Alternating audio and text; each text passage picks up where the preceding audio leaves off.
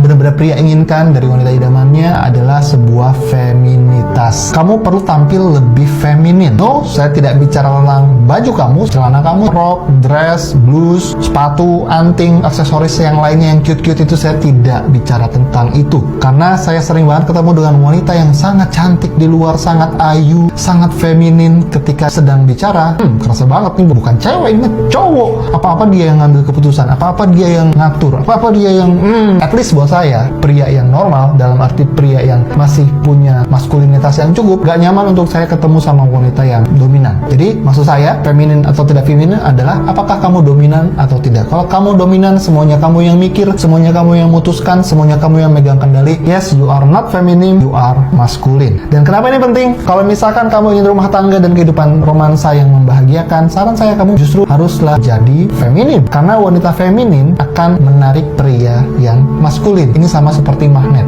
Tapi sebaliknya, ketika kamu menjadi wanita yang dominan, wanita yang maskulin, kamu akan menarik pria-pria feminin yang lemah. Bukan dalam arti ngondek, tapi dalam arti pria yang tidak terbiasa mandiri, pria yang terlalu ada di ketek ibunya, pria yang susah ngambil keputusan, orang-orang yang seperti itu. Kecuali kamu nggak capek, kecuali kamu nggak keberatan, nggak apa-apa, gue jadi dominan sekarang, nanti nikah kan urusan gue, nanti lakinya justru enak, si cowok jadi nurut sama gue, si laki gue mau gue suruh ke pasar, mau gue suruh ngepel jadi enak, gue nggak masalah, ya sudah, nggak apa-apa jadi dominan. Tapi kalau misalkan kamu capek, kalau misalkan nanti apa-apa semuanya kamu yang ngambil keputusan finansial kamu yang mutusin, nyari uang kamu yang mutusin, dia yang di rumah. Kalau misalkan kamu keberatan dengan itu semua, maka hey, yuk dari sekarang jadilah lebih feminin. Dalam arti secara energi, apapun bentukan kamu, entah kamu orang yang tomboy, entah kamu jabatannya tinggi, entah kamu memang sudah bergaya atau berpenampilan feminin, kamu masih terasa seperti wanita. Karena di luar sana, cowok-cowok maskulin seperti saya, itu gak mau nikah dengan wanita yang rasanya seperti pria.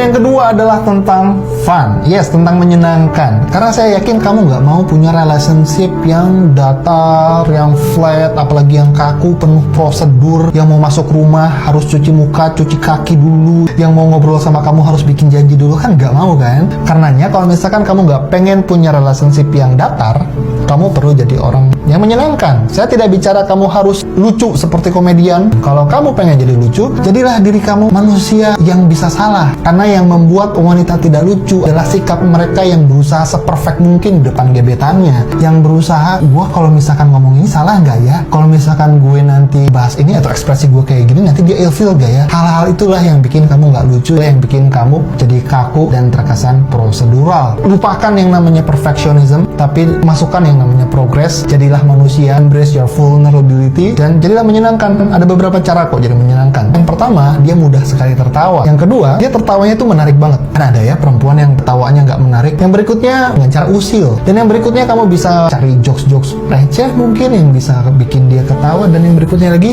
ya jadilah kamu sekonyol-konyolnya kamu dan cukup jadi manusia, itu pun sudah menyenangkan. Dan yang ketiga, yaitu sikap keibuan atau bahasa canggihnya nurturing. Keibuan dalam arti bukan kamu bisa masak, no, meskipun itu salah satunya, tapi nggak selalu. Karena saya punya teman yang sangat feminin tapi nggak bisa masak sama sekali, nggak bisa bebenah rumah sama sekali, at all, sama sekali. Tapi dia tetap bahagia sama pasangannya seorang yang maskulin dan dia pun seorang feminin. Lalu apa maksudnya nurturing? Nurturing dalam arti dia tidak menjudge kamu dari sisi sekarang, dia hanya melihat kamu sebagai manusia yang berprogres. Jadi kalau misalkan kamu ingin lebih nurture, lihatlah kehidupan ini seperti sebuah anak kecil yang sedang kamu bimbing. Misal ada suami kamu atau ada calon pasangan kamu, dia melakukan kesalahan, kamu bisa mengatakan, hey, ini loh kamu salahnya di sini. Dengan adanya kami merasa lebih mudah bertumbuh. Dan ini sangat bertolak belakang dengan sikap maskulin. Maskulin itu demanding, maskulin itu pointing, hey,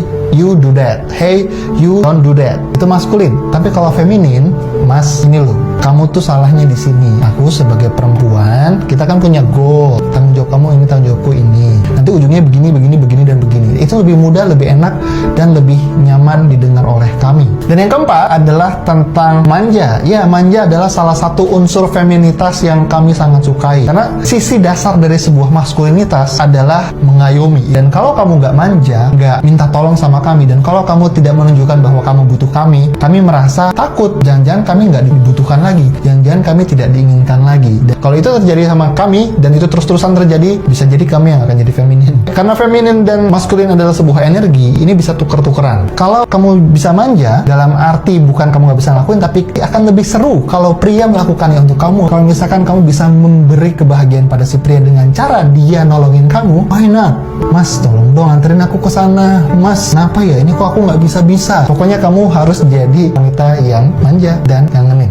Manja, tapi bukan terlalu manja. Sekarang kita akan bahas yang terakhir, mandiri. I know, ini bertolak belakang dari poin sebelumnya. Kalau wanita terlalu mandiri, si pria akan takut bahwa pria tidak dibutuhkan lagi. Tapi teman-teman, ketika wanita terlalu manja, kami pun pria jadi tidak suka. Apa sih ini nggak bisa ngurusin sendiri apa? Sering kan ngomong kayak gitu. Dan saya yakin kamu pun pengen protes sama saya dari tadi kan. Wah, cowok nggak suka cewek manja, cowok suka cewek manja. Tapi manjanya nggak berlebihan. Bukan yang bergantung all the time sama si pria. Tapi adalah wanita yang tahu kapan porsinya dia manja dan tahu kapan porsinya dia perlu mandiri. Wanita yang mandiri itu seksi menurut kami. Wanita yang punya hobinya sendiri, yang punya kehidupannya sendiri, yang bisa berdiri sendiri, yang bisa punya penghasilannya sendiri, itu buat kami keren banget. Karena kita melihat wanita ini punya sesuatu yang dituju, sesuatu yang ingin dicapai. Dan yang namanya pencapaian, apalagi ada sense of progress-nya, dan apalagi itu kelihatan kamu sedang mencapai sedikit demi sedikit, itu akan membuat si pria berpikir kita bisa kerjasama, kita bisa jadi tim. Dan ingat, banyak sekali rumah tangga yang berantakan, pernikahan yang berantakan, karena mereka berpikir pernikahan itu tujuan, karena mereka berpikir setelah menikah selesai. No, pernikahan adalah sebuah kendaraan yang kamu kendarai bersama-sama dengan pasangan kamu menuju tujuan yang kamu tetapkan secara bersama. Dan kalau kamu sudah terbiasa mandiri, si pria akan melihat secara alam bawah sadarnya, wanita ini bisa jadi partner dalam hidup gue. Ketika ini sudah terjadi, kamu akan jauh lebih menarik di matanya, apalagi kalau misalkan dia sudah suka duluan sama kamu.